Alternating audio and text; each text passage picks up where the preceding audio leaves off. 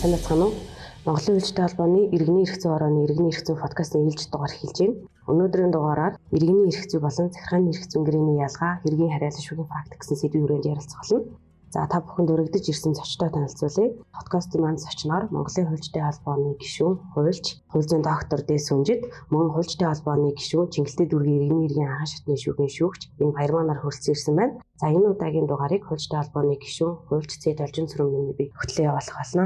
Иргэний эрх зүйн орон аль болох хэрэглээний хувьд маргаантай практик тулгамдж байгаа асуудлуудыг хөндөж тухайн асуудлын талаарх хуульч, судлаач, эрдэмтдийн санал бодлыг сонсох зорилгоор подкастыг тогтмол явуулдаг байгаа.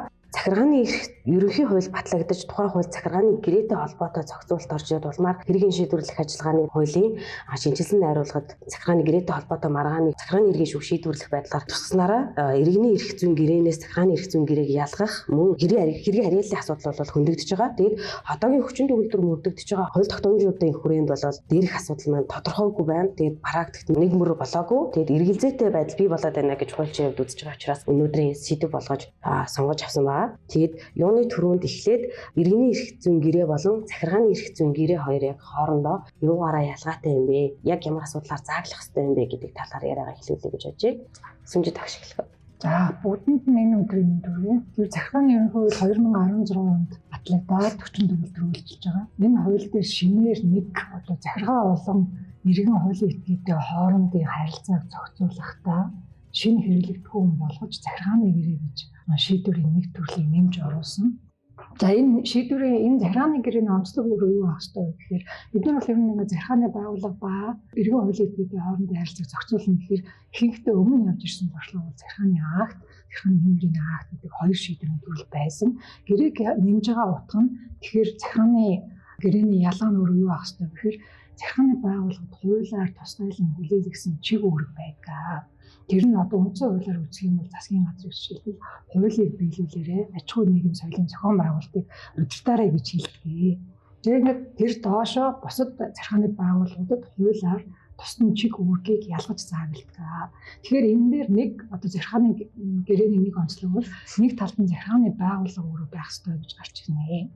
За хоёрдугаарт нь одоо хамгийн чухал шинж нэг энэ иргэний гэрээнээс ялах гад төвөгтэй байдал үүсгэгээд байгаа. Тэрэн дээр харах ёстой нэг шинж нь гэхээр энэ өөрөө төрийн чиг үүрэг буюу захиргааны байгууллагын хуулиар хүлээлгсэн чиг үүргийг хэрэгжүүлэх зорилгын үүднээс хийгдсэн байх ёстой гэж хэлнэ.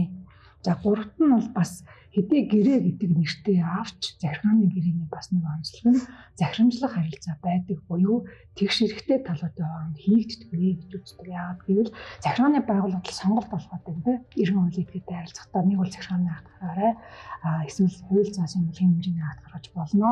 Үгүй бол бас магадгүй захиргааны гэрээ байгуулах замаар чиг үүргийг хэрэгжүүлэх боломжтой шүү гэдэг сонголт өгöd байгаа.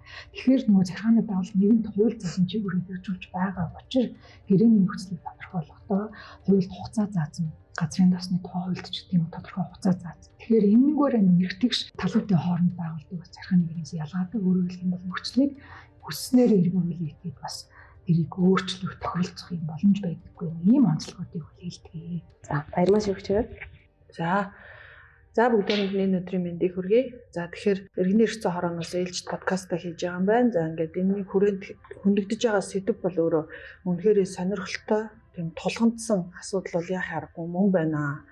За шүүх байгууллагынхаа хувьд ч гэсэн энэ захиргааны шүүх, иргэний шүүхийн хооронд бол энэ захиргааны гэрээ, иргэний эрх зүйн гэрээтэй холбоотой харьяаллын асуудал энэ үл ойлголцож байгаа. Одоо энэ хооронд нь иргэд чирэгдэж байгаа, хэргийн оролцогч нар бас ямар нэг байдлаар цаг хугацаа болон бусад хэлбэрээр хохирж байгаа тохиолдлууд бол гарч ажиглагдаад ах шиг байна. Тийм учраас энэ бол дан ганц одоо судлаачдын түвшинд төдийгүй шүүхийн бас холбогдох шатны шүүхийн байгууллагуудын хувьд бол энийгээ бас анхаарад нэг мөр нэг тийш болохгүй бол бас анхны түвшинд бол нэлээд хүндрэл бэрхшээлтэй зүйлүүд бол харагдаж байгаа гэдгийг бол бас дурдах хэрэгтэй байна. Тэгэхээр ийм учраас би энэ сэдвийг чухал сэдв байна гэж хараад байгаа. Сүнжид өгшин сая хэлсэн ерөнхий одоо хоёр иргэний эрх зүйн гэрээ захиргааны гэрээ хоёрын гол ялгаанууд дээр бол арай өөр байдлаар илэрхийлэхэд бол яг захиргааны гэрээ иргэний гэрээ хоёрыг анзаарч харах юм бол үндсэндээ нэг тийм хоёр л асуудал дээр бид нар гол ялгааг нь харах хэрэгтэй болов уу гэж анзаарагдаад байгаа. Нэг нь бол тэр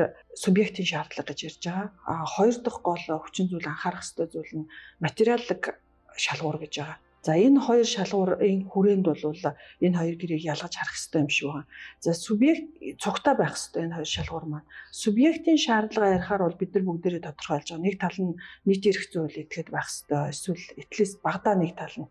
Гэхдээ зүгээр зарим орны нэг шийдэгдсэн хэрэг мэргийг харахад бол тэр ч байтугай хоёр хувийн эрх зүй этгээдийн хооронд захиргааны гэрээ байгуулагдчихсэн гэж үзээд маргааны хяндасалсан ийм шүүхийн практик бол зарим нэг оронд харагддсан байна. За энэ бол гэхдээ нэлээд онцлог юм байлээ. Одоо зүгээр энд бол дурдаад ах нарай жоохон дэвшилт төвшний асуудал болчих юм болов. За харин материалын шалгуур талаасаа бол бид нар зарим нэг юмыг айгүй чухал анхаарах хэрэгтэй байлээ. Энэ хүрээнд бол бас хоёр юм хөндөгдөд байгаа. Тэр захиргааны гэрээ иргэний эрх зүйн гэрээ юу, захиргааны гэрээ юу гэж үзэх гээд байгаа гэрээнийхээ бид нар зөвлөлийг нэгдүгээртийг анхаарч харах хэрэгтэй. Хоёрт нь гэрээний зорилт буюу агуулга залт нөхцөлийг нэлээд тодорхойлж харах хэрэгтэй юм шиг байна. За ингээ энэ хоёр руу гол анхаарлаа төвлөрүүлж харахаар үндсэндээ биднэрт ер нь одоо ямар зүйл гол ялгах чиг шугам маань болж өгөх вэ гэхлээр нөгөө л нийтийн арх шиг гэдэг юм чинь. Гэрээний зүйл маань өөрөө нийтийн үйлчилгээг бий болгоход чиглэгдсэн. Нийтэд үйлчлэх ийм шинж хандлагатай байвал энэ маань захиргааны байгууллагууд нэг талд нь хувийн байгууллагууд орсон байгаа ч гэсэн давхар одоо яалтж байхгүй захиргааны гэрээ гэж тайлбарлах гол үндсэн шалгуур нь болчихж байгаа. Нийтийн үйлчилгээний шинжтэй байх юм бол тэгэхээр яагаад нийтийн үйлчилгээг бид нар захиргааны гэрээ гэж үзээд байгаа гэхэлэр ард талд нь буюу энэ гэрээний эцсийн үр дүнд хэний эрх ашиг хангагдаад байна гэж харахаар нийтийн эрх ашигын төлөө тэр гэрээг захиргааны байгууллага хийсэн байгаа. Тэгэхээр нөгөө угаасаа захиргааны шүүхийн хянан шийдвэрлэл зохистой маргаанууд маань үндсэн бүлэг маргаан захиргааны акт яагаад тийшээ ороод байгаа юм гэхэлэр нийтийн эрх ашигын төлөө тэр захиргааны акт гарсан учраас захиргааны актууд бүхэлдээ захиргааны эрх зүй гэдэг хэм хэмжээгээр зохицуулагдаад захиргааны шүүхэд хянан шийдвэрлэл яваад байгаа. Тэгвэл захиргааны гэрээ чинь ч гэсэн цаадалтаа бас нийтийн эрх ашигын төлөө гэрээ болчихж байгаа учраас иргэний хэрэг шүүхэд хянан шийдвэрлэх ажиллагааны журмаас өөр одоо журмаар хянан шийдвэрлэгдвэл зохих юм байна гэдэг логик цаадалт нь яваад байгаа юм болов уу гэж харагдаад байгаа. Хоёр дахь гол тэр нөгөө гэрээний зүйл залт нөхцөлийн талаар тавигдж байгаа гол шалгуур гэдэг ирэхлээр бид нэр юг харах хэрэгтэй вэ гэхээр тухайлах юм бол юу яадаг юм бэ? Одоо зүгээр энгийн нэг типс гэвэл захиргааны гэрээнүүдээр бол харьцангуй тийм өндөр түвшний хачирхалтай гэдэг юм уу? Иргэний эрх зүйн гэрээний талаас авч үзэх юм бол байж болмооргүй тийм хачирхалтай зүйл залтууд их орсон байт юм байна. Одоо хачирхалтай гэж би зөв үг сонгоод байна уу? Онцгой гэж хэлэх юм шиг байна. Онцгой зүйл залтууд. Тухайлбал тэр гэрээ нэг талын санаачлагаар дуусгар болдог. Нөгөө тал нь гэрээний үүргийн зөрчил байна уу үгүй юу гэдэг нь үл хамааран захиргааны байгууллага өөрөөс нь санаачлагаар дуусгар болох хэрэгтэй байдаг. Эсвэл одоо нөгөө нэг иргэний гэрээний equal буюу тэгш байх шинж чанар захиргааны гэрээнүүд дээр илүү алдагддаг харагдаад байна. Ерөнхийд нь харах юм бол тэгэхээр захиргааны байгууллага өөртөө ийм онцгой эрхүүдийг тэр гэрээгээр аваад байна гэдэг чинь захиргааны байгууллага мундаг учраас одоо биднийг удирддаг учраас биш шүү дээ. Цаад талд нь нийтийн эрх ашиг байгаа учраас иргэний гэрээн дээр авч чадхааргүй тийм эрх ашигуд эрхүүдийг өөртөө суулгаж аваад байдаг юм байна. Тэгэхээр энэ нь өөрөө нөгөө нийтийн эрх ашиг гэдэг юм чинь өөрөө тэр захиргааны гэрээн дээр захиргааны байгууллага өөртөө тийм хачирхалтай эрхүүдийг иргэний эрх зүйн үүднээс хачирхалтай тооцогдож магадгүй эрхүүдийг өөртөө авч үлдсэн байгаа шинжүүд харагддаг юм байна. Энэ нь өөрөө захиргааны гэрээ иргэний эрх гэрээ хоёрыг ялгах гол үндэслэл болт юм байна. За яг онлын хувьд ингэж ялгахчдсан байж гэтэл одоо энийгээ бид нэр шин шүүгч хүн гэхэд яаж үзэж одоо энэ бол бидний ярих дараагийн сэдвийн асуудал бах те захиргааны харьяаллын асуудал нь бол за ер нь бол захиргааны гэрээ иргэний гэрээ хоёрын одоо гол ялгагдах шинж нь нийтийн эрх ашиг гэдэг түлхүүр үгэн дээр суурлаад түлхүүр шалгуур дээр суурлаад цаашаага тэр гэрээний зорилго гэрээний нөхцөлд иргэний эрх зүйн гэрээтэй харьцуулбал онцлог зүйлүүд зохицуулагдаж орж ирдэг ийм шинжээрээ ялгагддаг юм байна гэж харагдаад байна. Түүнээс биш хоёулаа адилхан төрөнгийн харилцааг зохицуулаад байдаг. Хоёулаа адилхан талуудын хооронд үүссэн эд хөрөнгөтэй холбоотой харилцааг зохицуулаад байдаг. Тэрүүгээр нь хэдүүлээ ялгана гэвэл одоо бүтэхгүй зүйл болж хувраад байна л да. Дээрс хамгийн энгийнээр хэлэх юм бол ингэж хэлдэг юм байна. Хувийн эрх ашигын үүднээс олж авч чадахгүй байх тийм эрхүүдийг захиргааны байгууллага өөртөө авсан байвал тэр гэрээ ерөнхийдөө захиргааны гэрээний шинжтэй гэж үзнэ. Одоо хоёр хүн хоорондоо иргэн сүнжид иргэн баярмаа хоёр гэрээ байгуулах бол хизээч тийм зүйл залтыг суулгаж чадхааргүй байх шинж байдал. Тэгэхээр нөгөө цаад талд нөгөө нэг нийтийн эрх ашиг чинь бамбай болоод ороод ирж байна гэсэн ийм нэг шинжүүд байгаад байгаа юм уу да гэж анзаарчихсан. Баярлалаа. Захиргааны ерөнхий хуулийн 52 дугаар зүйлд захиргааны гэрээний тухай ойлголтыг болоо заагаад өгсөн маа тийм. Ер нь захиргааны байгууллагаас нийтийн ашиг сонирхлыг илэрхийлсэн байх хэрэгтэй. Тэгтэл үүнийг 52-ийн 2 дээр нь энэ төрлийн гэрээнүүдэд захиргааны гэрээг хэрэглэж болно гэдэг байдлаар зохицсон. зохицуулсан. Тэгэхээр нөгөө гэрээ маань өөрөө яг ингээд агуулгын явуулахаар 52-ийн нэг нөгөө захиргааны гэрээ яваад байдаг. Тэнгүүд доотлолт нь одоо болно гэдэг агуулгаар зохицуулсан нь одоо ямар одоо ач холбогдолтой юм бол тэ энийг яаж ойлгох юм бол анх энэ захиргааны ерөнхий хуульд шинээр бид нэг зүйл нэмж штэ хэрэглэгдэхүүн. Тэгэд зорилго нь өөрөө юу байсан гэхээр ер нь бол одоо орчин үеийн захиргаан дээр дандаа нэг талын шууд агт гаргах тийм шууд нэг талын захирамжлах хүсэл зорилгыг шууд илэрхийлэхээс гадна сүүлийн үеийн захиргааны байгууллага захиргааны эрхцэн харилцааны тенденц юу гэхээр аль болох тохиролцох бас иргэн хуулийн этгээдтэй боломж олгох уян хатнаар зохицуулахын боломжийг нээлттэй хуулиар олгодог ийм зохицуулттай энийг нь л нээж өгөх юм зорилготой 2016 оны энэ захиргааны хууль. Тэгээ энэ дээр 52-ийн 2 дээр хэлээд байгаа нь шууд ерөнхий 52-ийн 1 дээр хэлээд байгаа шинжийг авах юм бол ерөнхий нийтийн эрх зүйн байна шүү. Захиргааны байгууллага нэг тал нь байна. Тэгээд эрх зүйн хэмжээ нийцүүлэр гिचгэрхэд ерөнхий ямар гэрээ байж болох вэ гэдэг дээр өмнө нь хэрэгжилж ирсэн маань туршлага байхгүй учраас ямар гэрээ орж болох вэ гэдэг асуулт ер нь гарч болцсохгүй гэж үзээд тэгэхээр ямар ч атгай иймэрхүү гэрээнд байж болно гэдгийг тодорхойлох зорилгоор 52 төрлийн хэлж өгч байгаа. Төрийн алба байж магадгүй гэдэг. Одоо энэ 2018 он захиргааны хуулийн хэрэгжилтэнд хийсэн дүн шинжилгээний үзэхэд нэг 10 гэрээ анх шатны шүүхтэр иржсэн байна. Орон нутаг аймгийн шүүхүүдэд 4, нийслэлийн захиргааны иргэн шүүхтэр 6. Тэгээ иржсэн төрлүүдийг харахаар төрийн албаны гэдэг хүрээнд удирдлагын актемт засгийн газрын тэтгэлэгтэй суралцах төрийн жинхэнэ албан агчтай байгуулах 3 талд гэрээ, эрүүл мэндийн чиглэлээр даатгуулагчдад эмийн хөнгөлөлт үзүүлэх үйлчлэгийг хөдөлгөөн авах гэрээ, байгаль орчны хамгаалах чиглэлээр ашигт мэдрэлийн тухай зөвшөөрлөг эзэмшигч нартай байгуулсан гэрээ. Тэгээ хамтран ажиллах гэрээгээр нэмэгдлийн хэлтэй газрын аймгийн засаг дарга хамтран явдаг юм л байгаль орчны газрууд гэх ийм гэрээнүүд байна. Ингээ харахаар ер нь одоо сая 52-ийн зорилго чинь иймэрхүү төрөл байж болно. Болно гэдэг үг хэлээд байгаа нь ерөөдөө ялах гэж чинь туслах үүднээс бас ийм харилцаанд холбоо хэрэгэлдэгэ гэдэг утгаар л төрлийн тавьж өгч байгаа тийм. За энийг болохоор яг нэг болно гэдэг утгаар орчхоор бид нар нөгөө яг заримдаа нөгөө хуулиа хэрэглэхдээ болно гэдэг нь одоо болохгүй ч үгүй болно гэсэн агуулгатай байдаг гэж одоо тайлбарлах тохиолдол бол бас зарим тохиолдолд гараад байна. Энийг болохоор одоо болно гэж бичсэн болохоор талбад захиргааны гэрээний шинжийг агуулсан гэрээг хийхдээ энийг захиргааны гэрээ гэж үзэхгүй байж болно. Тэгээд өөрсдийн үзмжээр үзэхгүй байж болно гэж үзэх боломжгүй гэсэн үг юм байна тийм. Захиргааны хуулийн 42 дээр байгаа сонгох боломжийг заалтай байна да. Сонгох боломж чи яг энэ болно эсхийг харгалзана гэдгийг хэлээд байгаа. Тийм хэлээд байгаа юм бол хуулийнхаа зорилгыг нийцүүлээрээ тэгээд энэ хуулийнхаа хэм хэмжээнд нийцүүлээрээ үндсэн зорилгодоо нийцүүлээрээ гэдэг хоёр юм хэлдэг байна. Тусгай сонгох боломжийн хүрээнд. Тэгэхээр байж болно гэдэг нь энэ төрлийн харилцааг байж болно. Бүх жишээлбэл концесс харилцаа гэж хэлсэн тийм 52-ийн 2-ын 4 дээр. Гэхдээ концессийн бүх гэрээ өөрөө захиргааны гэрээ гэсэн үг биш. Ингэж л хэлж байгаа. Концессийн зарим гэрээ захиргааны гэрээ байж болно. Төрийн албатай холбоотой бүх гэрээ захиргааны гэрээ биш. Өмнөх одоо 52-ийн 1-тэй хамт хэрэглэн байхгүй юу? Төрийн баярмаа шүүгч онцлог хэлээд байгаа асуудал шүү дээ. Нийт ашигтай чухал. Нэг илэрхийлэх, хамгаалах, зохицуулах зорилго байна уу? Тэр чинь юугаар илэрхийлэх вэ гэхээр хамгийн гол нь өөрт чинь хуулиар хүлээлгдсэн тодорхой чи үгүй байна да захиргааны байгууллага. Түүнийг хэрэгжүүлэх зорилго бол байх хэрэгтэй. Тэндээ мэдж байгаа. Тийм зорилго байна уу? Нөгөө зохицуулах зорилго байна уу? Нийт ашиглалыг илэрхийлэх, хамгаалах, уялдуулах, зохицуулах зорилго чинь өөрт нь байна уу гэдэг 52 нэгтэйгээ хамт уншаад энэ салбарт байж болно гэдэг утгаар л хэлээ. За тэгэхээр харьяаллын асуудал руугаа орё гэж бодож байна. Захиргааны гэрээтэй холбоотой маргааны тэгээ яг ямар асуудлыг нь иргэний иргэн шүүх харьяалан шийдвэрлэхийн ямар асуудлыг нь захиргааны иргэн шүүх харьяалан шийдвэрлэх вэ гэдэг талаар хуулиас бол тийм ялгаа зааг бол харагдахгүй байгаа байхгүй. Тэгэхээр практик дээр одоо ерөнхийдөө бол яаж шийдэгдэж байгаа юм? Одоо ер нь яг ямар байдлаар салгаж шийдвэрлэвэл зохимжтой вэ? За тэгэхээр харьяалч одоо хамгийн маргаантай асуудлын нэг л болчиход байна л да. Одоо захиргааны гэрээ, иргэний эрх зүйн гэрээ. За тэгээд захиргааны шүүх, иргэний шүүх хоёр. За зүгээр харьяал дээр бол ингээд бүр эхнээс нь эхлээд нэг ярих юм бол би зүгээр ингэж ойлгоод юм. Миний зөв бодлоор бол 2007 онд дээд шүүхээс тайлбар гарсан байдгийг. Захиргааны шүүх, иргэний шүүхийн зарим хэрэг маргааныг зааглан ялгахтай холбоотой.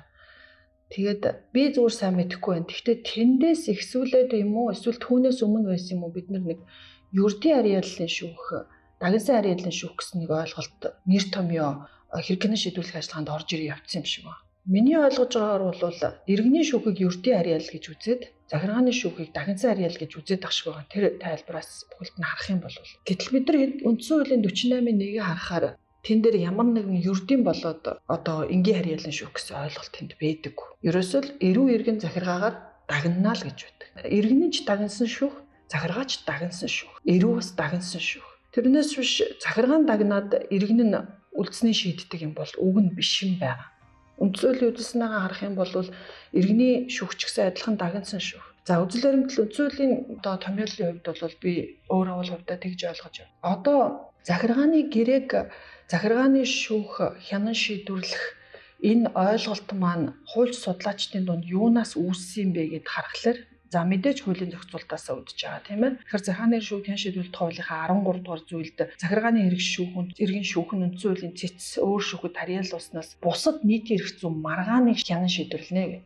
Яг үүндээ бол захиргааны гэрээг захиргааны ерөнхий хуулийн захиргааны актынхаа дараа нэг бүлэг болгоод зохицуулчихсан байгаа. Тэгэхээр захиргааны гэрээнээс үүссэн маргааныг нийтийн эрх зүйн маргаан гэж үзэж байгаа учраас захиргааны гэрээг захиргааны шүүх шийдэх юм байна гэсэн ойлголт нэг төрөөд байна. Нэгдүгээр. Хоёрдугаар цаашаа бас ингээд аргашаа харахаар хаана байдаг вүлээ захиргааны ерөнхий хуулийн билүү захиргааны шүүх хянан шийдвэрлэх хуулинд нь бас нэг ойлголт байдаг. Захиргааны гэрээтэй холбоотой асуудлыг захиргааны хэргийн шүүх шийдэх юм байна гэсэн ойлголт төрөхөөр нэг заалт байдгийг. За ингээд эндээс үндэслээд бид нар захиргааны гэрээ одоо нөгөө 52 дугаар зүйлсээс захиргааны гэрээг маань захиргааны шүүх шийдэх нь за захиргааны гэрээ биш иргэний гэрээнүүдийг бол иргэний шүүх шийдэх нэ гэсэн ойлголтоор явчихж байгаа. Тэгэнгүүт түрүүн бид нар захиргааны гэрээ иргэний гэрээ хоёроо ялгах гэдэг үзлээ л дээ. Одоо яг ингээд нийтийн эрх ашгийг хүндсэн шинжтэй ийм захиргааны гэрээнүүд байвал захиргааны гэрээ гэж үзнэ гэдэг. Гэтэл 52 маань өөрөө бас нөгөө концессийн гэрээ болгон бас захиргааны гэрээ гэж үзэгдэхгүй байж болно гэсэн агуулгаар сая сүнжид доктор тайлбарлалаа шүү дээ. Тэгэхээр яг одоо эндээс ч хүмүүсийн болон бүр тэрч байтугай шүүгчдийн хооронд ч гэсэн эргэлзээ үүсэж эхэлчихэж байгаа. Ерөн зүгээр одоо эргээгээд түрүүний асуулт руугаа буцаад орохоор захиргааны гэрээг хуульд шууд тогтооцсон байт юм байна. Энэ төрлийн гэрээнүүдийг захиргааны гэрээ гэж үзнэ гэд. Хоёрдугаарт нь шүүгчийн өөрийнх нь итгэл үнэмшлэр бас захиргааны гэрээ гэж үзэж болох тохиолдлууд гэж бас байт юм байна. Ер нь бол захиргааны гэрээ иргэний гэрээний асуудал угаасаа маргаантай ойлголт байгаа байхгүй ганц Монголд биш. Ерөөсөө их төвөгтэй маргаантай асуудал юм билээ. Тэгэнгүүт хуульдаа шууд тогтоогдсон энэ бол захиргааны гэрээ мөн гэж шууд тогтооцсон гэрээнүүд бол асуудалгүй захиргааны гэрээнд ороо явж байгаа. Уут тавиад өгчлөөр шүүх өөрөө тодорхойлох хэрэгтэй болох нь. Захиргааны ерөнхий хуулийн 52 бол яхахгүй ууттай байна. Наад захыг бодоод үзэхэд л хуулийн залтаа харахад л ерөөсөө нөгөө 52-ийн 1-1 дээр чинь байгаад байгаа шүү дээ. Төрийн алба, эрүүл мэнд, боловсрол болон бусад нийт эрх зүйн шинжтэй энэ асуудлуудаар захиргааны гэрээ байгуулж болно. Тэгэхээр нөгөө бусад гингүүд одоо энэ маань тэр төрийн алба, эрүүл мэнд, боловсрол биш байсан, нөгөө суурь үйлчилгээний асуудал биш байсан ч гэсэн шүүгч өөрөө бодож үзээд энэ төрлийн гэрээ маань захиргааны эрх зүйн гэрээ байна гэж үзэх юм бол өөрөө оруулах нь л та. Тэгэхээр ерөөсөө яалтч байхгүй энэ уут бол манай хуулийн төвшөнд бол онгорхой байгаад байна. Энийг хуульдаа тодорхой заацнуудыг нь бол бид нар одоо захиргааны гэрээ гэж үзэхээс өөр аргагүй болоод байна. Жишээ нь концесс дотроо гэхэд бол би бараг бүхэл төрлийн концессийн гэрээ нийтийн эрх ашигын шинжтэй гэрээ байх болов гэж хувьдаа тааж байна. Харахаараа концессийн хуулийг харахад ерөөсөө л нийтийн эрх ашигын төлөө онцгой эрх олох шинжтэй гэрээнүүд байдаг. Гэхдээ мэдээж онлын төвшөндөө энэ маань бас зарим төрлийн гэрээнүүд биш байж болох тохиолдлууд маш цөөн ч гэсэн гардаг юм байна. Гэхдээ энийг бол шүүгчл ялгаж салгах нь энэ нийтийн эрх ашигын шинжтэй байна уу? Нийтийн үйлчлэгийг хангаж гин үгүй юу гэдгийг анзаарч үзэж байгаа. Тэгэхээр одоо тухайн төрлийн кейс дээр л шүүгч маань тогтоож үзэх нь байна да. Тэгээ гол шалгуур нь түрүүний хамгийн ихний асуултан дээр яригдсан нийтийн эрх ашиг, нийтийн үйлчлэгээний зорилт тэр гэрээний цааталт байна уу гэдэг. Түүнээс биш яг одоо бид нэр хар цагаан гэж ялгаж байгаа шиг ялгахад бол үнэхээр төвөгтэй. За тэгэхэд харьяал дээр бас нэг асуудлыг нэмж хэлэхэд энэ харьяалын асуудал дээр айгүй төвөгтэй болгож байгаа нэг юм хүмүүсийг чирэгдүүлж байгаа нэг нь захиргааны шүүх одоо нэгэнт захиргааны ерөнхий хуульдаа захиргааны гэрээг шийднэ гэд харьяалаа тодорхойлчихсон. Тэгтэл ард нь хуульдаа зарим нэг асуудлуудыг бол бас тийм нэг мөр зохицуулаагүй болов гэсэн бодол надад төрөөд байна л да. Тухайлах юм бол 10 дугаар бүлэг дээр хохирол барагдуулах гэдэг хэсгээс харахаар амьдрал дээр захиргааны гэрээ нэхэмжлийн шаардлагаар яаж бууж ирдэг вэ гэхлээр гэрээнээс үүссэн маргаа ихэнхдээ төрөнгийн шинжтэй. Ерөөсөө хохирлоо арилгуулъя л гэж сурч ирдэг. Энэ гэрээнээс биелэгдээгүй учраас надад ийм охирол учрлаа арилгуулъя. Энэ гэрээнээс татгалзаад буцаагаад өгсөн авснаа авъя. Энэ гэрээг цуцлая. Ерөөсө хизээч одоо тэр эхний вариантаараа цуцлая гэж дуусчдаг биш байхгүй юу? Цуцлая дараа нь охирлоо. Татгалзъя бас эд хөрөнгөө. Хүчин төгөлдөр бус тооцоолъя бас өгсөн авснаа харилцан буцаа. Гэрээний маргаан хизээд эд хөрөнгийн маргаан байдаг. Бараг 199%. Хэрвээ захиргааны гэрээгээ захиргааны шүүх шийдэх гээл байгаа юм бол хамгийн гол амин чухал хэсэг дээр анхаарал аягүй дутуу өгчжээ. Хохирол барагдуулах хэсгээ өөрсдөө шийдэх гэж байгаа юм шиг, өөрсдөө шийдэхгүй ч гээд байгаа юм шиг. Тэгэхээр одоо нөгөө яг нюанс нь өнөөдөр харьяаллын хоорондын маргаан үүсгээд байгаа нюанс нь энэ асуудал дээр үүсээд байна. Нөгөө захиргааны шүүгч өөрөө гэрээгээ шийднэ гэдэг байгаа мөртлөнгөө хохирол барагдуулах асуудлаа тийм бүрхэгдүү орхичоор хохирчод байгаа иргэний чинь үндсэн эрх яг хохирсон эрх нь үндсэн агуулгаараа сэргэж чадахгүй байгаа байхгүй юу? Тэгэхээр сэргийлгэж чадах тэр шүүх рүүгээ л хандах сонирхол тэднэрт байгаад байна. Яг үнийг хэлэхэд яг хуу зарим нэг захирамжууд хэрэгсгүй болгосон энэ трийг танилцж байхад захиргааны гэрээгээр үүсгэсэн маргаан дээрээ захиргааны шүүхтэр те үндсэн нэхэмжлээсээ татгалзаад хэргийг хэлбэршүүлсэн журмаар хэрэгсгүй болгоо шийдвүүлэхэд тэр иргэн нөө сөрөгтэй хэрэг байж штэ. Сөрөг нэхэмжлэлтэй. Тэгэнгүүт нь уг нь бол тэр чин захиргааны гэрээний л маргаан байж штэ. Сөргөн ч гэсэн ялгаа байхгүй. Тэгэл захиргааны гэрээний маргаан юм чинь нийт эрх ашиг хөндөгдсөн гэдэг нь тодорхой байгаа юм бол одоо захиргааны шүүхэн л асуудлаа дуусгах хэрэгтэй болчиход байна. Гэтэл тэр захирамж дээр энэ төр шууд л сөрөгтэй холбоотой асуудлаа иргэний шүүхтээ шийдүүлээрээ дараа нь дахиад явахаараа гих маягаар шийдээд ороод ирсэн. Тэгээ манайх руу бариад ороод ирж байгаа тохиолдлууд ч гарч байна. Тэгэхээр нөгөө эн чинь юг харагдуулаад байна гэхэлэр гэрээ гэдэг ихэнхдээ эд хөрөнгийн маргаан байдаг. Тэгээ энэ асуудлаа захиргааны шүүх шийдъя гэд концепцийн хувьд тэр хууль тохирцсон бол гол эссен зулсан асуудлаа тэндээ яаж шийдэж дуусгахыг нь наривчилж зааж өгөхгүй болохоор наад өнгөн талдаа захиргааны гэрээ захиргааны шүүх юм шиг шийдэх юм шиг харагдаад гэтэл хүмүүсийн амин чухал болсон асуудал болж байгаа. Эд хөрөнгийн асуудлыг нь шийдэх юм шиг шийдэхгүй юм шиг орхичхоор асуудлаа эцэст дуусгах шүүх рүүгээ хандах гэдэг сонирхол байгаад байна. Эндээс болоод харьяаллын маргаан өрнөд байна гэдгийг хэлэх гээд байгаа. Нэмэхэд хоёр юм харагдаж байна. Захиргааны гэрээний шүүхийн хүлээж аван шийдэт байгаа гэрээний маргаануудыг харахад тэндээр нэг саяын тэр хохиролтой холбоотой асуудал юм да. Тэрэн дээр ер нь бол яг анх хуулийн үйлдэл амьдлаар юу тусгасан бэ гэхээр энэ дээр тэр үе захиргааны гэрээний захиргааны актын хэмжээний актын аливаа шийдвэрийн улмаас учирсан хохирлын талаар талууд маргаангүй бол захиргааны гэрээний шүүх хамтдагын шийдвэр гэдэг юм санаа яваад хэрвээ маргаантай байх юм нэг нь одоо арай өөр төвлөд нөгөөх нь арай өөр байдлаар томьёолоод байгаа бол иргэний гэрээний шүүх рүү хандаарай гэдэг юм хоёр дараагийн процесс байдлаар оролцсон байгаа юм үнэн л дээ. Тэгэхээр одоо ингээд хүлээж авч шийдвэрлэж байгаа байдлыг харахаар иргэний гэрээний шүүх рүү жишээлбэл концессийн асуудлаар хандахдаа зөвхөн одоо төрийн байгууллага тэр концесс байгуулсан эрх бүхий захиргааны байгууллагаас үүргийн гүйцэтгэлээ хангаагүй мөнгөө нөхийг хандсан жишээ. Тэгэхээр тэрийг жишээлбэл за нэг талд нь харъя 52-ийн 1-ийг халгая гэхээр нэг талд нь захиргааны байгууллага байна. Тэгээд 52-ийн 2 дээр байгаа концессийн гэрээ байж болно гэдэг төрөл нь байна. За тэгээд концессийн гэрээ олсон хойно нөгөө сумын төв дээр барилга бариулах тийм эсрэгийн барилга бариулах ч юм уу автозам бариулах ч юм уу ийм асуудлаар байгуулж ие. За энэ нийтийн акшн хөрвж үзэж болно гэдэг байдлаар захиргааны гэрээ байж болох уу гэж шийдэт байна.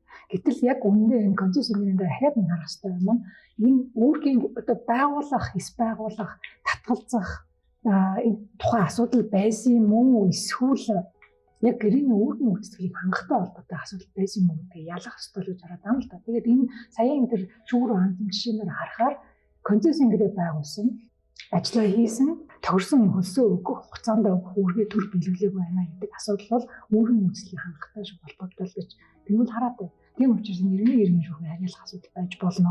Энэ нь иргэний гэрээний шүүхээр үнэн шийдчих ёстой байх гэж үзээд байна. Тэрнээс яг захиргааны байгууллага байгуулж байгаа маа концессийн гэрээ гэдэг юм маа гэдгээр бас шууд тэр захиргааны гэрээний шүүхийн харьяалах гэж үзэх гэр оновчтой вэ гэдэг асуулт гарч ирээд байна. Энэ нэг хоёрдугаар нь яг захиргааны гэрээний шүүхээс хүлээж авч байгаа байдлыг харахаар тэн дээр энэ орон нутгийн төрийн болон орон нутгийн хэмжээ өрөнгөөр бараа ажил үйлдэл худалдаа авах хуулийн дагуу сонгон шалгаруулад юун дээр сургуулийн барилга дотор цайны газар ажилладаг аж ахуйн нэг журам л да. Тэгээд тэрнийхээ гэрээний үүргийг ингээд эхлээд дуусгуулах чинь үнэлэхгүйгээр тэр энэ ч өөрөө захиргааны гэрээний шүүх маргаасан байна гэж үзээд тэрийг нас хүлээн аваад шийдсэн юм жишээ байгаа даа. Тэгэхээр энэ дээр аль алин дээр ингээ харахаар бид нар бол нэг эхний баярмаа шүүгчдийн хэлээд байгаа нэг зорилгоо бодох хэрэгтэй. Ер нь бол аль шүүхээрээ байх нь эцэг иргэнийхээ хууль этгээд эрхийг хангах юм бэ? Нэг мөр нийтмэлээр хангах юм. Тэгэхээр одоо нэг бидний энэ практик дээр үүсчихэд байгаа байдал чинь хоёр шүүх рүү явуулах нөхцөл байдалд үүсчихэд байгаа хгүй. Хэрвээ нэг нь татгалзах юм бол нөгөө рүү нь явах хэрэгтэй болно. Тэгэхээр хугацааны хувьд бас эцэстээ захиргааны гэрээг байгуулсан, байгуулсан татгалзсан энтрээс гадна дахиад нэг нэмээд охирлоо барагдуулах бол хэрэг хийж чадчихна гэдэг юм асуудал гарч ирээд байна. Одоо яг бидний одоо үйл ажиллагаанд практик тулгамдаад байгаа асуудал бол яг та бүхний хэлсэнчлэн саяны асуудал. Концессийн гэрээний хохиролтой холбоотой маргааныг иргэний иргэн шүүх тэгээ хоёр яг ижилхэн хоёр маргааныг иргэний иргэн шүүхээс нэгийг нүлээж аваад нөгөөх нь татгалцсан байж байгаа жишээний захиргааны иргэн шүүх болохоор одоо түрүүний баярмаа шүүгчийн дурдсанаар бол хохирлоо бол иргэний шүүхээр гаргуулаа гэдэг байдлаар бол бас дүгнээд хэмжлэг бол буцаасан ийм асуудал бол хөндөгдөөд за одоо тэгэнгүүт бид болохоор иргэнээрээ явах хэрэгтэй юм уу захиргаагаар явах хэрэгтэй юм уу гэдэг байдал дээр дунд нь бид баг гацчаад байгаа. Ийм тохиолдол бол үндсэндээ бол байгаад байгаа. Захиргааны ерөнхий хуулийн 102 дээс нөгөө захиргааны акттай холбоотой маргаанд хохирлоо хамтдаа шийдвүүлээгүй бол иргэний иргэн шүүхээр шийдвүүлнэ гэдэг бүр яг нөгөө хуулийнхын зохицуулалтын дээр байд юм лээ. Ерөнхий хуулийн иргэн шийдвэрлэх ажиллагааны тухай хууль дээр. Тэгэнгүүт тэрийг одоо нөгөө захиргааны гэрээн дээр хэрэглээд тэ одоо нөгөө шууд иргэнээрээ шийдвүүлээ гэдэг байдлаар ч юм уу эсвэл гэрээнийхээ зохицуулалтыг хүрээнд тусгаад ингээд шийдвэрлүүлээд явах боломж өгдөг. Юун дээр түрүүний хэлээд байгаа нөгөө гэрэний концессийн гэрээн дээр тодруулахад гэрэний үүргээ зөрчсөн бол энэ өөрөө нөгөө иргэний эрх зүйн маргаан шүү, иргэний шүүх харьяалал шүү энэ гэж хэлээд байгаа нь 2016 оны 561 гээд Усын дэжүүгийн иргэний иргэн тархины концессийн гэрээн маргаан шийдсэн нэг шийдвэр байгаа. Энэ тогтоолоор хэлсэн байгаа юм л да. Засгийн газрын тогтоолыг өчнгөө болгуулъя гэдэг байгаа. Энэ чинь бол өөрөө захиргааны иргэн шүүхээ харьяалал шүү. Харин гэрэний үүргээ зөрчсөн гэдэг байгаа маргаан өөрөө арбитр буюу эсвэл иргэний иргэн хэрвээ талууд өөрсдөө сонгосон бол арбитрийг сонгоогүй бол иргэний иргэн шүүхийн харьяаллын маргаан шүүгчдэг юм чинь бас жишээ бид нарт бий. Тэгээд сая Дулчин сүнгийн хэлээд байгаа асуудал нь шүү дээ. Зэрэгцээ хоёр юм параллел яваад байна гэдэг тийм. Эдгээр асуудал нэг боловч шүүгүүдээс өөр шийдвэр гараад байна. Тэр яг нэг хоёр зүйлтэй холбоотой байна. Нэгдүгээр бид нар өөрсдөө 16 оноос хойш яг үнэндээ шинэ юм захиргааны нэрийг гэдэг энэ судлах тууныг энэ шинэ шийдвэрийн төрлөнд биелээд удаагүй байгаа. Тэгэхээр энэ дээр бас яг үнэндээ нэгтгэл юм практик тогтсон юм бол бас байхгүй. Тэгэхээр энэ дээр цаашаа тайлбар бас хэрэгтэй. Хоёрдугаар хууль тогтоомжийн тодорхой байдлыг нь бас хэр оновчтой хоорондоо ойлж байгаа юм бэ гэдэг дээр бас харах хэрэгтэй. Анхны санаа захиргааны хохирол барагдуулахдаа хамгийн анхны төсөл дээр ямар хуулийн төсөл дээр яаж явж ирсэн гэхээр шууд захиргааны иргэн шүүгээр шууд шийдгэр байсан. Бүгдийг хамтдаа тохиолын юм ч гэсэн. Тэгэхээр ямар асуудал гараад байдаггүй гэхээр өмнө хүмүүс судалгаануудын нөхцөлж хэрэгцээ хохирол дээр талууд өөрсдөө нэгдсэн байр суурьтай биш байвал араас нь дахин хохирол нэгдэг гэдэг нэг асуудал заавал гардаг учраас иргэний иргэн шүүхтэй байгаан зохимжтой явцын дунд үйлчлэгдсэн юм. Тэгээд өөрчлөгдсөн байдлаараа сүүл батлагдсан юм хэлбэр яваа. Ер нь бол яг тэр хохирол барагдуулахтай холбоотой асуудал дээр зүгээр яг ингээл хуулиудаа судлаад харж байхад юу гэсэн бодол төрөөд байдаг вэ гэхээр эхлээл хэрэгний шийдвэрлэх ажиллагааны зарчмаа бас бодмоор санагдаад байдаг. Одоо ингээд захиргааны гэрээ захиргааны акт хоёрыг захиргааны шүүхээр хянан гэрээтэй болон акттай холбоотой асуудлыг туйл бусчууд юм уу холбоотой асуудлыг захиргааны шүүх хянан шийдвэрлэх болж байгаа. Үндэслэлээ бид нар дөрөв ер нь бүгд ярьж байгаа нийтийн эрх ашигын асуудал гэж. Нэгэн цаа талд нь нийтийн эрх ашиг гэдэг юм хөндөгддөг учраас дагнсан шүүх. Энэ чиглэлээр дагнсан шүүх нь өөрөө шийдэх зүг болоод байна. Тэгээд энэ нийтийн эрх ашигыг энэ төлөө хийгдсэн хэрэгжижсэн гэрээ маань маргаантай болоод эхлэнгүүт тэр маргаанаас учирсан хохиролтой холбоотой асуудлыг дахиад тэр шүүх нь өөрөө хянан шийдвэрлээ явах нь утга агуулгын хувьд бол бас нийцтэй мэт надад санагдаад байгаа. Яагаад тэгэхээр хэрэгний шийдвэрлэх ажиллагааны зарчмаа эргээ бодохоор иргэний шүүгч нь өөрөө тэгшүүхийн маргааныг хянан шийдвэрлэдэг. Анхнаасаа тэр харилцаа өөрөө тэгш эрхийн үндсэн дээр үүссэн хоёр хувийн ашиг сонирхлын хоорондын маргаан байдаг. Тийм учраас манай дагнсан шүүхийн хянан шийдвэрлэх ажиллагааны зарчим өөрөө талуудын зарчим дээр үндэслэдэг. Талуудын зарчим маань өөрөө хоёр дэд зарчимтай тий диспозитив зарчим, мэтгэлцээний зарчим гэж. Диспозитив зарчим бол яг бид нар мэдж байгаа нөгөө хизээ ажиллагаагаа эхлүүлэх үү, хизээ зогсоох үү, хизээ дуусгах уу, хаана эвлэрэх үү гэдгийг мэддэг зарчим, талууд өөрсдөө мэддэг. Энийг диспозитив зарчим гэж хэлдэг. Нөгөө мэтгэлцээний зарчим гэдэг маань нотлох баримтыг шүүхэд толилуулах асуудал. Шүүх иргэний шүүх хөндлөн байдаг, хөндлөнгийн байдаг. Бид нар өөрсдөө ганцхан тохиолдол 38.9 тэр нь өөрөө маш тийм нарийн хүрээний оролцоо шүү дээ, шүүхийн оролцоо. Бараг оролцохгүй. Тэгээд талууд нотлох баримтаа өөрсдөө шүүхтээр авчирч өгнө. Шүүх талуудын авчирч өгсөн нотлох баримтыг харж агаад нотлох баримтын үннийг хууль хэрэглэн тогтоодог. Энэ бол иргэний шүүхийн ажиллагааны зарчим. Энэ зарчмын эсрэг зарчим нь официалны зарчим гэж байдаг. Тэр официалны зарчмыг ганцхан иргэний шүүхтэр хизээ хэрэглэдэг үг гэхэлэр онцгой ажиллагаан дээр хэрэглэдэг. Өөрөөр хэлбэл хариуцагчгүй маргаангүй мэтгэлцээнгүй явагддаг эрх зүйн маргаан буюу онцгой ажиллагааны хүсэлтийн асуудал дээр. Тэгэхээр иргэний шүүх энэ зарчмыг баримтлж хэргийн хянан шийдвэрлэх болсон гол үндэслэл нь юу юм гэхэлэр анхнаасаа бидний маргаан үүссэн эрх зүйн харилцаа чи өөрөө тэгшэрхийн үндсэн дээр үүссэн маргаан багхгүй юу? Хоёр тал тэгш байж агаад хинч тэр хоёрыг гэрээ байгуул гэж албадаагүй. Хоёулаа өөрсдөө тохиролцоод гэрээгээ байгуулсан. Гэрээний нөхцлөө өөрсдөө тохиролцоо тогтоосон. Хинэн ч энд давуу байдлаар айлган одоо юу гэдэг засаглан захирж агаад тэндээ илүү гоё нөхцөл өөртөө аваагүй байхгүй юу? Тийм гэрээнээс үүссэн маргааныг иргэний шүүх шийддэг учраас хянан шийдвэрлэдэг зарчим нь өөрөө шүүх хөндлөнгийн байх төр суурилт юм. Гэтэл захиргааны шүүхийн хэрэг хянан шийдвэрлэх ажиллагааны зарчим өөрөө официалны зарчим. Яг хуу талууд нотлох баримтаа авчирч өгдөг. Гэхдээ талууд нотлох баримтаа авчирч өгж байгаа ч гэсэн шүүх өөрөө санаачлагаараа нотлох баримт цуглуулах маш том ялгаатай. Иргэний шүүхээс маш том өөр ялгаатай. Энэ өөрөө бас нөгөө эрх зүйн харилцааныхаа онцлогтой уялдаж байгаа хгүй. Захиргааны эрх зүйн харилцаа чи өөрөө нийт эрх ашгийг төлөө бий болдог харилцаа учраас харьцангуй тэнд засаглан захирах шинж байх гэдэг. Удирдах шинж байх гэдэг. Нийт эрх ашиг нэг тал. Яагвал тэр нөгөө public policy гэдэг юм чи өөрөө бүр нөгөө дайчлан хураах хүртэл үндслэл болдог үстэй бусдын эд хөрөнгийг тий. Тэгэхээр энэ өөрөө тэнд нэг тийм шинж тэмдэг байна. Тэр учраас шүүх нь өөрөө бас баримт бичиг цуглуулахдаа официалны зарчмыг бариад байна. За тэгвэл одоо энэ зарчмыг хэдүүлээ охирол дээр буулгаад үзье. Иргэний шүүхээр явбал иргэний шүүхэл ямар ч баримт бүртгүүлэхгүй. Тэгэл чи өөрөө нотлогоо сууж байна. Захиргааны шүүхээр явбал захиргааны шүүх тэн дээр шүүгч өөрийн санаачлахаар нотлох баримт бүртгүүлэх нь. Тэгэхээр энийгээ бодож үзээд анхнаасаа захиргааны гэрээг ийм шинжтэй гэрээ гэж үзсэн болвол энэ гэрээнээс үүссэн маргаанаа хянан шийдвэрлэх ажиллагаагаа тэр харилцаанд зогтсон хянан шийдвэрлэх ажиллагааны зарчимтай шүүхэн шийдгэлтэй. Би бол ийм байх ёстой болов уу гэж хараад байна. Гэхдээ энэ бол цэвэр онлын үүднээс ерөнхий дүр зургаар нь харж байгаа асуудал шүү дээ. Тэрнээс биш яг энэ хуулийн тодорхой зүйл залтыг тайлбарлаж хэлж байгаа зүйл ерөөсөө биш тийм ээ. Тэгэхээр ийм зүйл байгаад ах шиг анзаарагддаг. Гэтэл өнөөдөр манай захиргааны ерөнхий хуулийн хохирол барагдуулах гэдэг энэ 10 дугаар зүйл маань яг энэ зарчим үндэслэлтэй хэр уялдаж байгаа үлээ дэлгэрүүлэх шаардлага байна уугүй юу? Тэгээд хоёр шүүхийн маань практик маань одоо ямар зарчим үндэслэлээр суурилж ажиллагаа нь хийгдэж яваад бас тэр дунд хүмүүсийн маань эрх ашиг, оролцогч нарын эрх ашиг бас хөндөгдөөд байна вэ гэдгийг бол бодож үзэх хэрэгтэй баг. Мэдээж яг энэ айгүй чухал асуудлыг чи хүндсэн ч гэсэн энд оролцож сууж байгаа хоёр хүн маань бол тэр асуултад мэдээж яг таг одоо хариулт өгөх хэрэгтэй хүмүүс нь биш шүү дээ, тийм ээ. Хууль өнөөдөр ийм байна л гэдгийг бид гурав толилуулж гаргаж ирэх хэрэгтэй байх.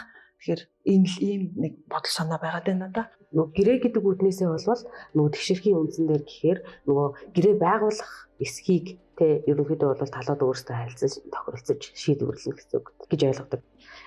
Иргэний эрх зүйн хувьд гэрээ байгуулахыг даалгах гэдэг байдлаар хэмжлийн шаардлага гаргаад тэрийг нь одоо даалгаж шийдвэрлэх боломж тийм зүйл байт юм л.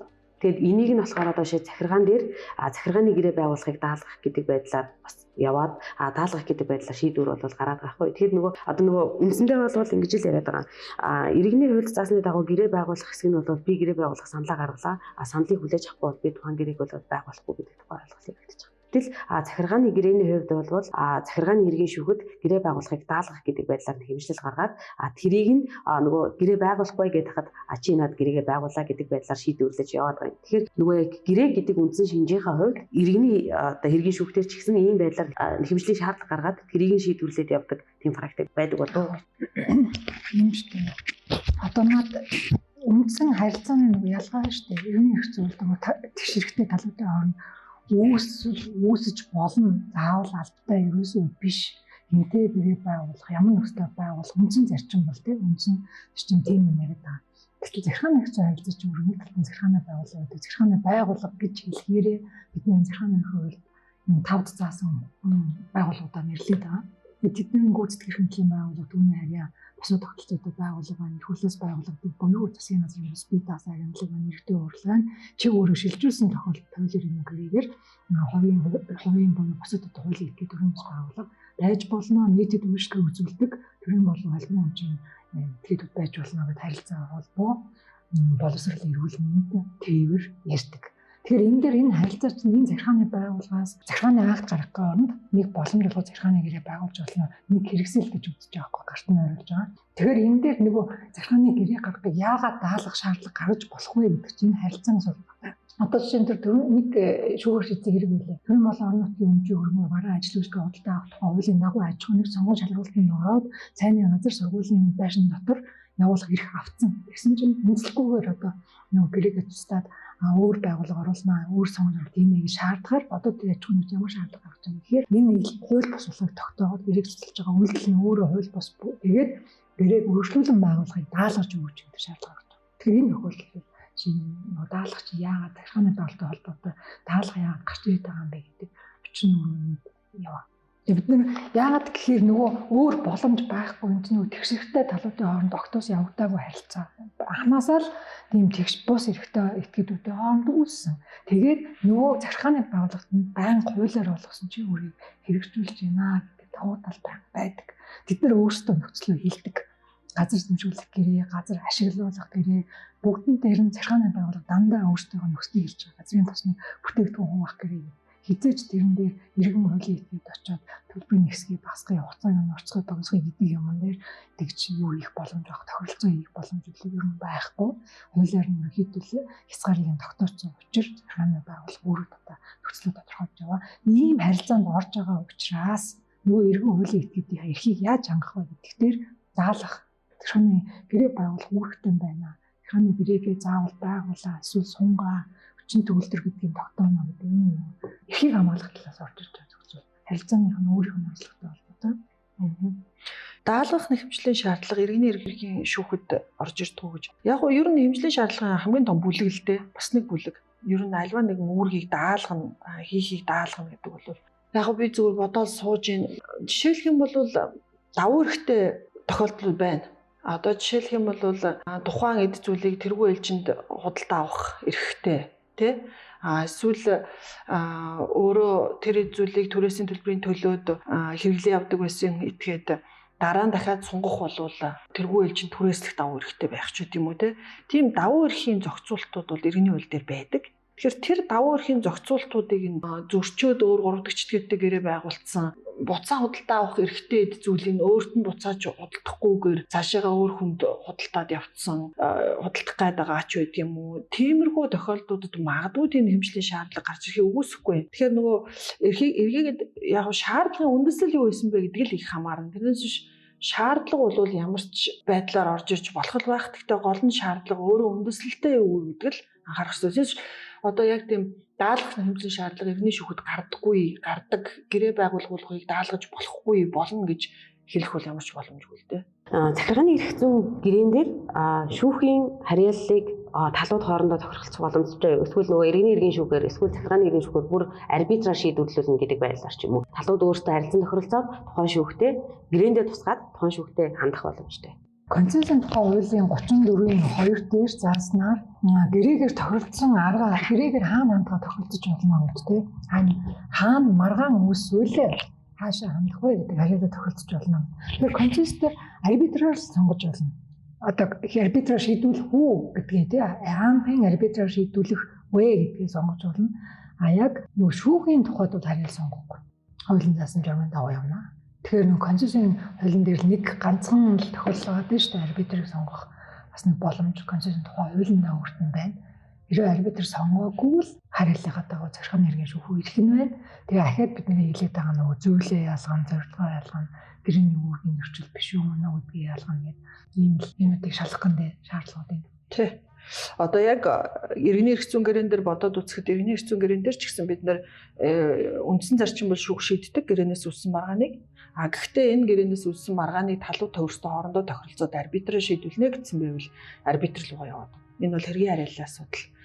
Гэхдээ бид нар элдв дэргэний эрх зүйн гэрээ байж ич энэ гэрээний асуудлыг захиргааны шүүхэр шийдвэрмээр байна гэвэл тийм negotiation тохиролцоог зөвшөөрнө гэсэн ойлголт бол одоо хууль зүйн хувьд байх боломж байхгүй.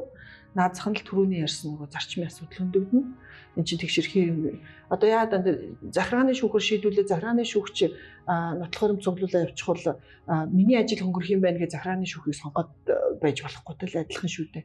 Тэгэхээр энэ бол шүүх дотроо аль шүүхөр шийдвүүлэх харьяаллаа гэрээндээ сонгоно гэсэн асуудал бол байж таарахгүй. Харин арбитруу шүүхөө гэдэг асуудал бол хизээд хүмүүсийн орон гэрээний оролцогчдын сонголтын асуудал байсан. За хоёр оролцогчтой баярлалаа. Өнөөдрийн иргэний эрх зүйн подкастаар бол захиргааны болон иргэний эрх зүйн гэрээний ялгаа, хэргийн харьяаллын талаар ярилцлаа. Ингээд одоо подкастын маань дуусах цаг төгсөж байгаа болохоор оролцогчдоос одоо миний асууж тодруулаагүй нэмэх зүйл байвал хэлнэ үү гэж хүсэж байна. Нэгдүгээрт нь юу сөрөг хэмжлэгийг захиргааны хэрэг шүүхэд хянан шийдвэрлэх тухай хууль заасан нь 58 ганцхан захиргааны гэрээн дээр сөрөг хэмжлэг гарах эрхийг олгосон. Яагаад гэвэл үдэд баримтлалын хүрээнд захиргааны байгууллага өөрөө захиргааны актаа цуцлах эрхтэй гэдэгтэй хүчингү болгох хэрвээ эрх бүхий байгуулалт шийдвэр гарсан бол эрх нь дандаа өөртөө бэж идэх өөрчлөх нэмэлт өөрчлөлт оруулах гэдэг. Тийм учраас тэрнээ сөрөг хэмжлэл гэдэг асуудал захиргааны эрх зүйн харилцаанд их ярьдаггүй. Бүгд ясгүй үздэг. Ганцхан гэрээн дээр л ийм боломжийг өгөөд байгаа нь эрхэмжлэгчээс эргэн хуулийн этгээдээс гэрээтэй холбоотой эрхэмжил гаргалаа. Тэгвэл энэ дээр өөрөөс нь бас хариу шаардлага байгаа болвол гэрэн дээр сөрөг хэмжил гаргаж болно гэдэг ганцхан хүчил баримтлалын хэмжээтэй орж ирсэн сөрөг хэмжлийн боломж байгаа. За хоёрдугаар төр процессын хууль дээр 106-г харахаар хэмжлийн төлөвлөлтөөр шууд захиргааны хэмжээний акт болон захиргааны гэрэн дээр даалгах гэж байхгүй эдий ч гэсэн ер нь бол утгаараа өөрөө энд одоо нийт ашиглалыг илэрхийлдэг. За хуулиар заасан чиг үүргийг хэрэгжүүлдэг. Тэгээд түүнийг хэрэгжүүлэх хэсэг нь захиргааны байгууллага тухайлан олгосон бүрэн эрх болдог учраас энэ даалгах хэмжээний шийдэж яваа бөгөөд шийдэх бүрэн боломжтой.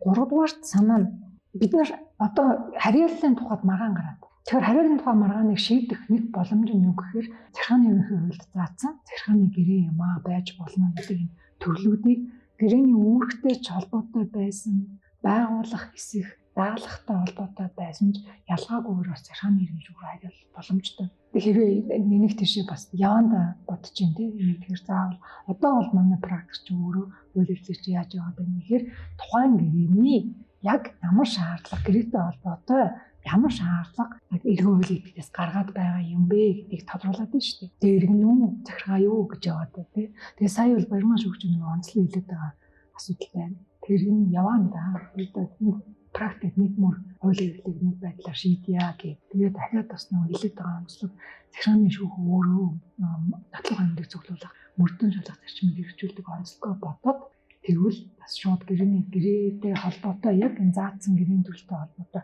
бүх асуудлыг захиргааны шүүх шийднэ гэж бас болдгоо юм.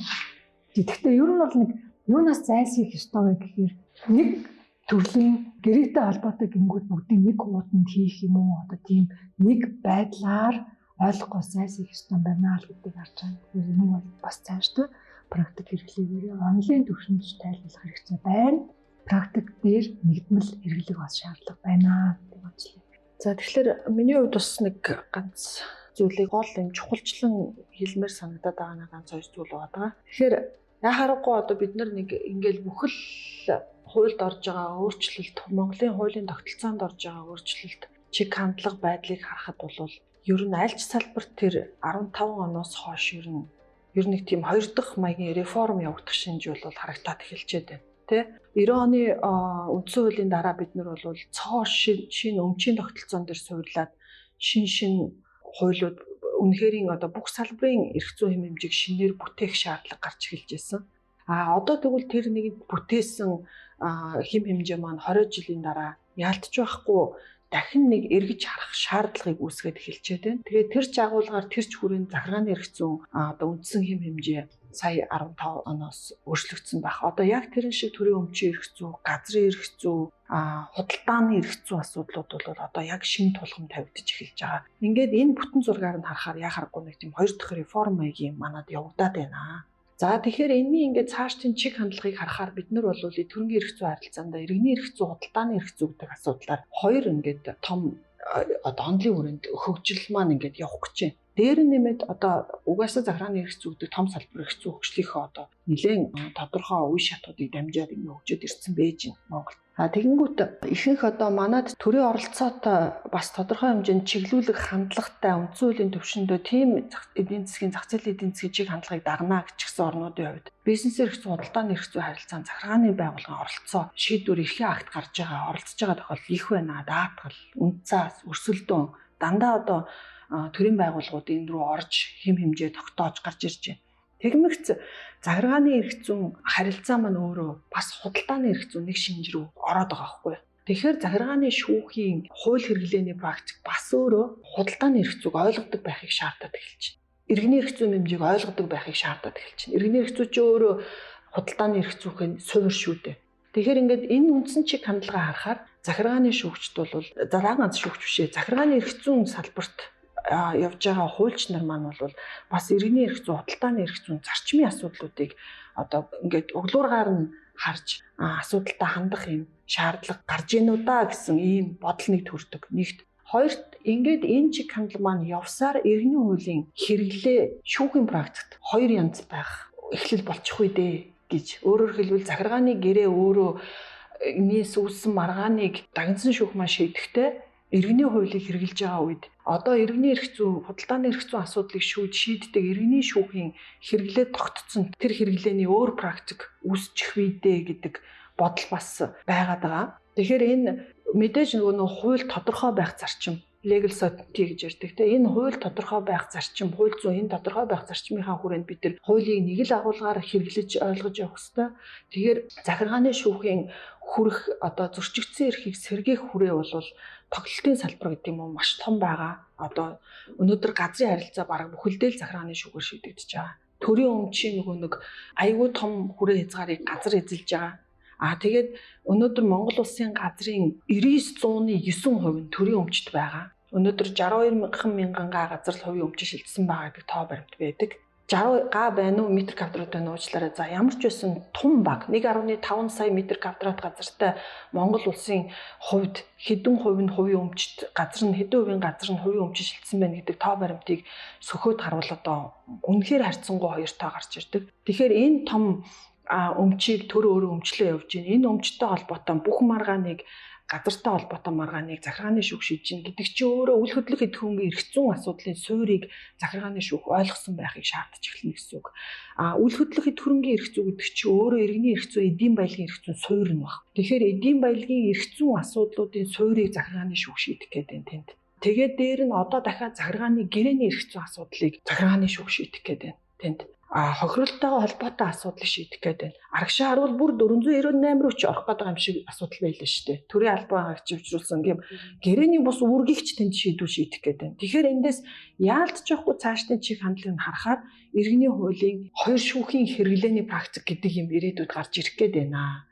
Энийг бид нэр одоо харж бодож нэлээд одоо практика нийцүүлэх аясыг ингээд анхаарах хэрэгтэй байна гэсэн ийм бодол бол төрж явдаг та. За бидний подкастын саналыг хүлээн авч санал бодлоо илэрхийлсэн зочдоо маш их баярлалаа. Ингээд подкастын миний удаагийн дугаар өөрөөр өндөрлж байна.